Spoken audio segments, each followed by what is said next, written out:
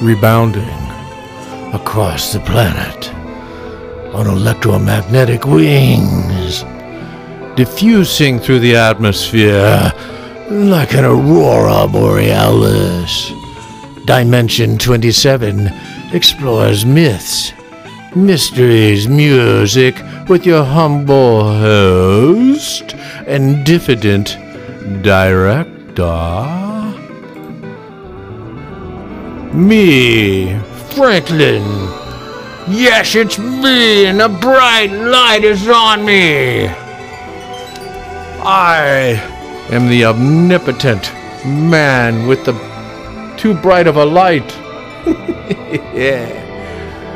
On the line, we have an incredible laser artist by the name of Fred Lord. Fred, can you hear me? Yeah, I got the lead in. You got the reading? I got the lead in. Okay, yeah. Nice, no problem. Oh, cool, man. So, yeah. So it's you got to listen to that, and Fred's an incredible laser artist, and I wanted to share some of his stuff. I mean, Fred, you've done lasers for TV and film, and let's see, we did a show with the Beach Boys back in the 90s or the 80s, was it? Yeah, correct. Yeah, over there on Maui. Yeah, it was a lot of fun. We did it actually a couple times over there. Mm-hmm. Yeah, lasers have gone through quite a revolution, wouldn't you say, with the technology with solid state? Oh, absolutely. Back in the day, it was mostly figuring out how to get water cooling and power to them, because they were all the ion lasers we used were only about literally 0.1% efficient. Yeah. No. Yeah. Yeah, 10,000 watts and might give you 5 watts if you're lucky. Right, but these days, Of light. These days, a 5-watt laser can be powered with like 10 watts. About 20 watts. 20 watts. But yeah, very, very small. So it's just part of this. It's just part of this. Mm-hmm. Yeah, it's part of this incredible revolution that's been going on with LEDs and such, light emitting diodes and like that. And so you do these. So you do these shows, and I've got some film clips here. I can get up. I can get this. Well, let's see. Fred Lord's laser effects, weapons, and color. Huh? Yeah, whatever you want to play. Okay. Why isn't that coming up? Oh, it didn't come up. Let's see. Well, I got this thing of you doing lasers in Kingpin. Yeah, play that one. That one was good. That's a nice one. Oh, say, can you see? I'm just so scared the satellite one's going to get down. I'm fine. Hi. Okay, so this guy is... Who is this singing here? This is... Ultimate Overdrive. That was the band, and then, Bill Murray and Woody Harold movies, comedy. Really funny guys to work with. Want me to do a quick little fun story about that show? Yeah, man. I'll tell you the good. Let me tell you the good story about that show. Okay, I went over there to do a quick effect with the band, Ultimate Overdrive or whatever, and I did a nice display, and I wasn't really sure what was happening next. And the best boy, it's a movie set. set, there's a person called the best boy. The best boy, comes right. up and he says, hey, he says, yeah, the producer wants to talk to you. He's over at that table over there. So I go talk to the producer, and he flipped a money clip at me. It's about $2,500 in it. Okay. You know, I could tell. I flipped the money clip right back at him, and I said, no, I want full credit. Oh. I want credits in the movie. Yeah. And he goes, oh, we can do that. Right, right. And this was when, in the 80s? Oh, no, that was 90s. Okay, 90s. I don't know, whenever the movie was. Kingpin. But yeah, the producer, he kept his word, and actually the editing team made a real nice demo, the one that you're playing, just Right. for me. Right, that's just for you. And, yeah, it was just, they just did a special edit just for me to do a laser demo. yeah, really good. Basically the movie, but, it was just all the laser effects. Here's this bud. No, I'm just saying it was a really good decision at that moment. He's semi-intelligent. So no, I want credit. Okay, here's Woody and Bill Murray. Bill Murray and Woody Harrelson. There's your lasers, yeah? Nasty little fall, by the way. That was your, obviously, that's, Sing in front of an audience like this. that was a green laser, so that was an argon laser? No, it was a YAG. It was a 532. It was a laser scope, a big laser scope with a bunch of fibers. Ever seen a ball like that? It had like 4 fiber heads on it. Fiber optics. So that's how you were making all those different beams come out all over the place like that? Yeah, correct. Yeah, basically the actual laser projectors were quite portable. And they just had a fiber from the laser going to them, and an electronic cable to drive all that. I had Crystal Hayes was helping me on that. Crystal Hayes? Who's Crystal Hayes? Is that a girl? Yeah, that was my girlfriend. Oh, I think I remember. Impressed that Yay, Crystal Hayes! Yay! Well, I would love it if you would do some lasers for my new music video and help me with my drone.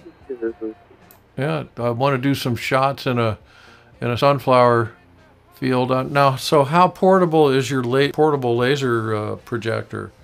I mean, how many volts? It's a briefcase. Well, can you run it on DC or? Well, I could, but 110 volts is quite handy on it. I'm not set up right now, but. Well, I got an inverter. We could run it off my 12-volt battery in the car. Sure. Yeah, it'll run fine. It pulls about 150 watts. Do you think that they have sunflower fields now on Maui, and over near where they had sugarcane on the Maalaea turnoff, and I had this vision of having my keyboard set up there in front of the sunflower fields, and then getting being filmed, and then somehow having lasers. I don't know how you could do it. It'd have to be at night, I guess, It depends. One of the tricks I've been doing a lot lately, and actually it started in the Kingpin thing. At the end of Kingpin, the DP and I were chatting, and he goes, well, we're going to do the Bill Murray, the end of the movie, basically, where Bill Murray wins $1 million or whatever. Yeah. And I just put a star on him.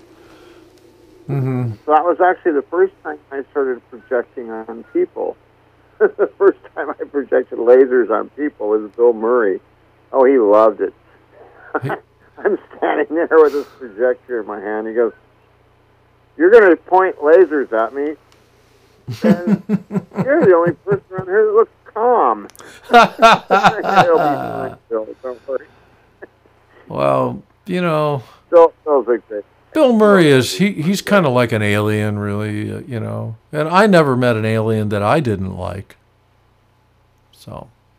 Yeah, he's definitely thinking. I mean, God, he was getting paid $250,000 a day doing that movie. Incredible. And I'm like, Yeah, incredible. So. But really fun, and I remember when we were doing one of the final scenes, we got cameras overhead. It was all Panavision. And we got the camera that's up above, and Bill Murray's doing his freak out. And I'm standing there next to DP. I mean, there's, it's a movie set. There's all these people standing around. We're watching Bill do his thing. And the DP and I are going, he doesn't go out of frame. Look at that. He looks like he's completely freaking out, but he's just absolutely in frame. That's right where the camera frame is, so to speak. So it's not. So it's perfect. Just cute. We're just watching. Never mind the movie stuff. Okay, well now I got this video up of you putting together a laser. It looks like you got a little power supply. It looks like something that came out of a computer. Got like kind of a. It's got all these holes in it. It's all very really small. And then I see the mirror, the scanner mirror on the left. And then it looks like you got kind of, well, these lasers they look like they're made out of brass or whatever. Yeah. The main thing in that video was the guys in Czechoslovakia came up with a real nice little, literally thing made out of brass. It's quite small, actually. Yeah, well, we're looking at it right now. And then this thing is called a scanner, right? It's got a mirror on it. Or there's a mirror. Yeah. It looks like you got 2 lasers there, maybe 4. And well, actually 4. Huh? That one has. There's 2 red, green, and a blue. Cool. The cool thing about that green laser is it's the forest green. It's not 532 nanometers. It's 518 nanometers. Oh, look, and then you got a. It's subtle, but it is definitely a nicer green. Right. It's not puke green. Well, you're like this incredible laser artist, and I just really think that your talent is very underappreciated. So I'm just trying to get your stuff out there. You got this parrot that's like going back and forth. Looks like you got the mirrors going to scan the parrot. Yeah. Oh, you see that? Yeah. That's in a dressing room at the theater at Hilo College. I was just doing it in the dressing room. I was busy doing a Shakespeare show at the time. You're doing Shakespeare. Well, Fred, I mean, like, what about doing laser shows again? I mean, come on, man. Oh, there. No, there. You got the parrot back on the. Yeah, you got the parrot on the wall, man. It looks like neon. I do like that green. Oh yeah. That's a parrot. I have a very powerful axe here. Oh, here I'll do Shakespeare. Yeah, I am Frederick Lord of Manchester. Ah, yeah. I will be in Macbeth tonight. I will be a witch. Never mind. Yeah. Well, sometimes you call yourself Dragon Lord.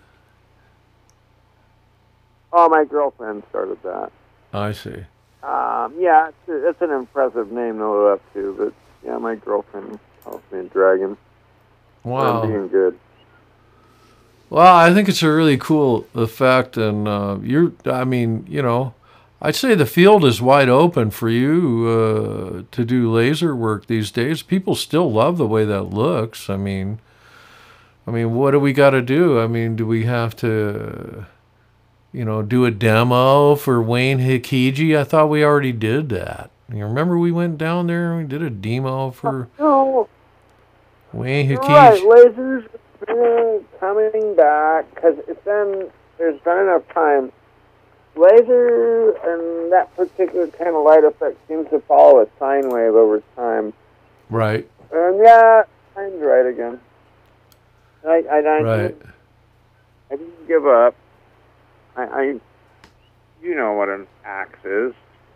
I still have I actually have a really nice axe right now. I have 2 projectors, I've got pangolin, and I got other things. My old original board got lost somehow in Maui, but no, I can do it quite nicely. Yeah, man. Very cool. Yeah. Okay. Yeah, and I'm using this. I still have MIDI triggers. Hell, I can play live with a keyboard. I know you got lots of keyboards. Yeah, we did that. Oh, I got lots of keyboards in my studio here. Unbelievable. Lots of MIDI, and I'm all Linuxed up, and doing Piano Tech. Have you heard of Piano Tech? It's a Linux physically modeled pianos. It's just incredible. Just incredible. Incredible sound. Yeah, I mean, I do really, really, really miss art. I mean, I'll be honest with you. I actually, more than once, I've had 20,000 people I followed a screen show. And when you do that sort of thing, did you do planet? Almost anybody. Did you ever play the Boulder Planetarium with your lasers?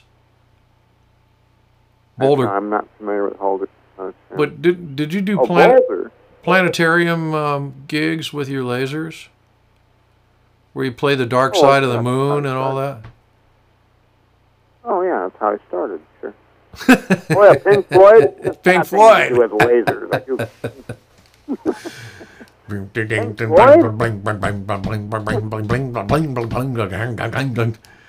You know, oh, yeah. Oh, since we're chatting, by the way, I'm the only person that did a laser at the Wall concert, and it was,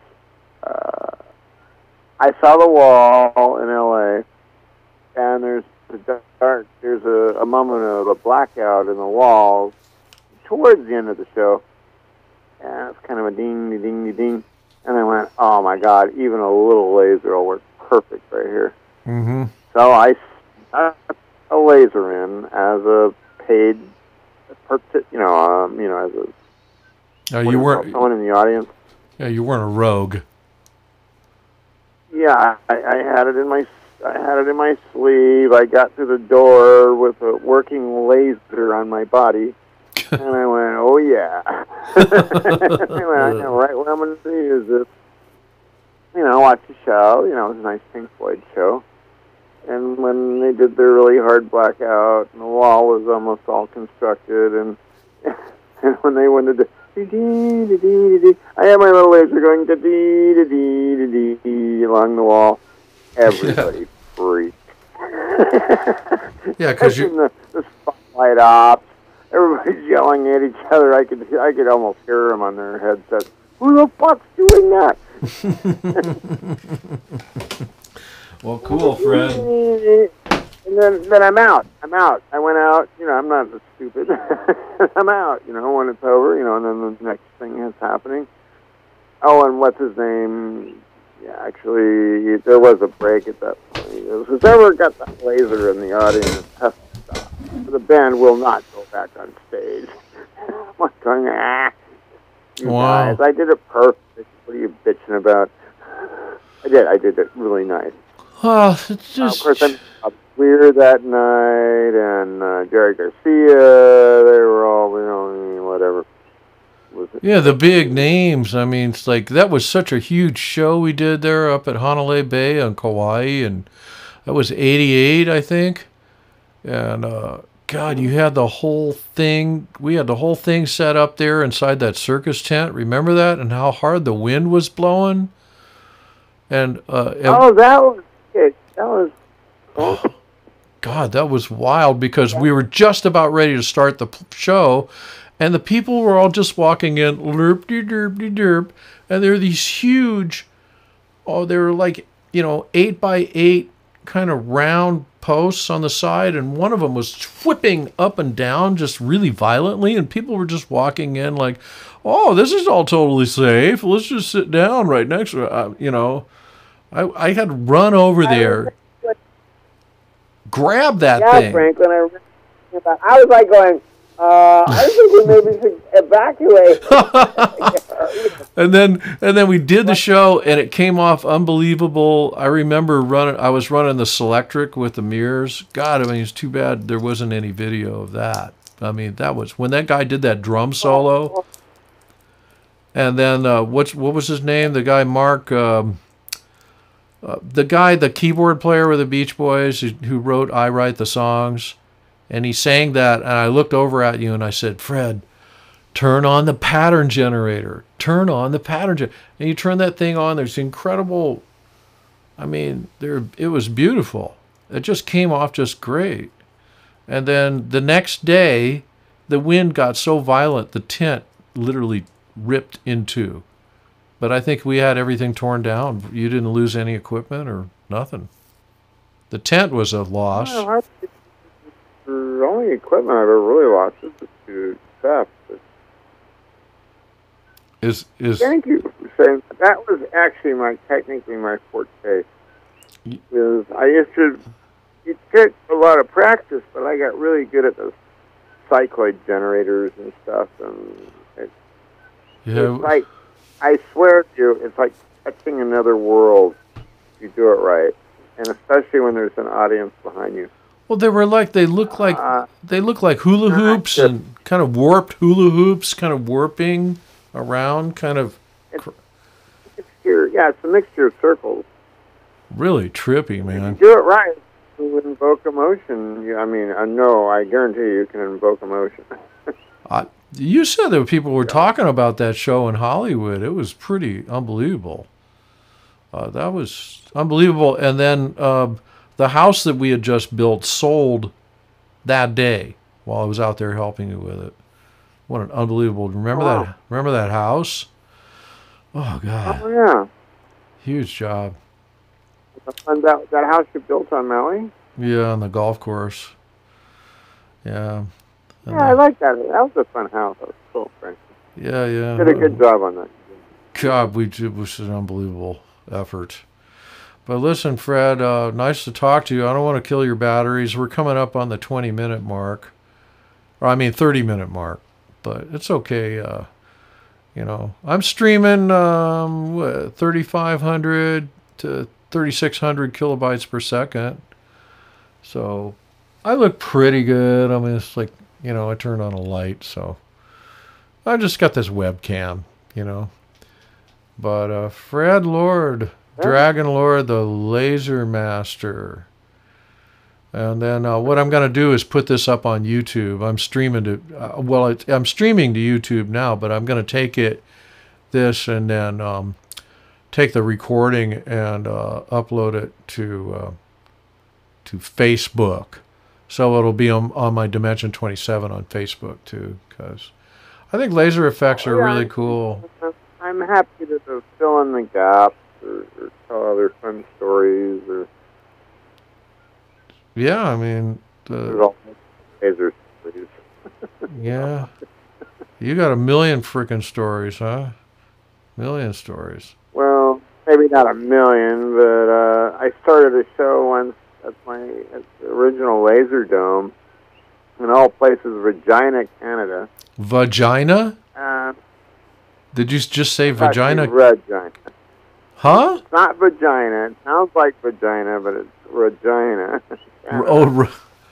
I see. And that was in Canada, or? Yeah, everybody's like, "Oh, yeah, vagina, Canada." But, and the show's starting, and I'm running. I mean, this is like in the late 70s at the latest, or whatever. And the whole 70-foot laser dome takes off the ground and flies over behind everything. I mean, people are sitting on the ground, and I mean, I'm blown away. It was like a tornado came through. The JBLs, we had JBL studio monitors. We had big old giant speakers, and we were doing it really right. Well, they were staying on the ground, or it was just the dome took off, or? The dome took off, the JPLs were knocked over. I mean, there's pig iron falling from the sky after all this. I mean, this is heavy shit. It's a 70-foot air dome. I was just so happy that no one got damaged. No kidding. We're standing there. This one guy walks up and goes, "That was great. How can you do that again?" And I went, that was exactly the show, dude. That wasn't what we had in mind. Yeah, so I want to do... We're looking for dead bodies. Pardon? Yeah, I'm going to do... I'm going to finish up my new song, or my next recording called Next Summer. And I want to get out with the sunflower field with a drone, you know, and fly the drone over me in the sunflower field with my little white keyboard, kind of looking up. Are you doing FTV? Are you doing FTV yet? I don't know what STV is. What's STV? First person view. I mean, have you flown a drone with just goggles on yet? Oh, no, I've never done that. No. I use my smartphone. I have an app for the... I'm only barely capable. I'm just capable. Yeah, well, you doing it. You can do live view if you want, you know. I don't know. No, what you do is you sit in a chair and you get relaxed.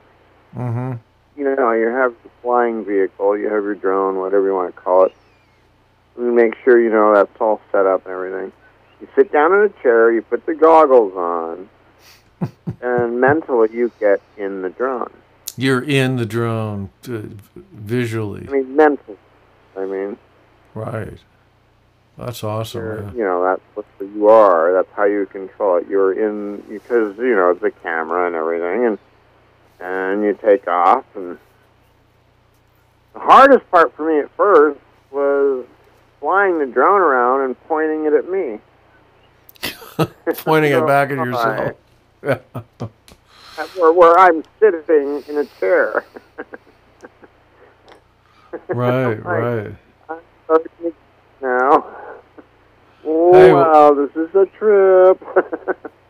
Yeah, you have to put your mind in the remote controlled vehicle. Can you get the adapter to make your smartphone be like goggles? Oh, of course.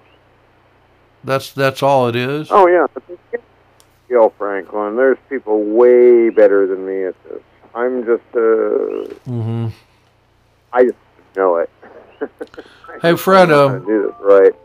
This is the WFE calling me, so I guess we better wrap this up. We're hitting the 30-minute mark, so let me get some. I'm gonna get some music going here. Hold on. Okay. It's like, you know, once you hear the music, then you know we have to. Can you hear the music? I'm done. Can you hear the music? Oh yeah, I hear it.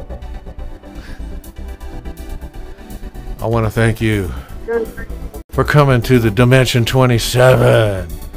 We had the amazing Fred / Dragon Lord, the Laser God, online, talking stories about flying laser domes and carnivals work and doing the Beach Boys. So it's always good fun.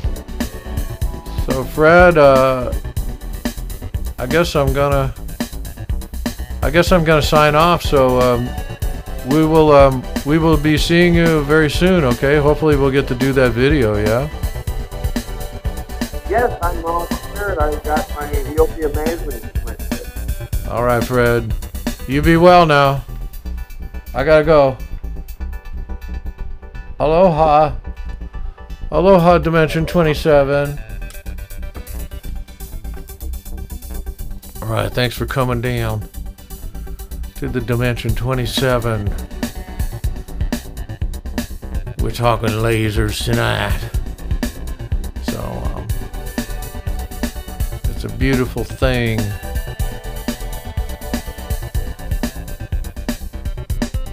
Okay, we're going to have to get busy rebounding across the planet on our electromagnetic wings. James Clerk Maxwell provided the software for them.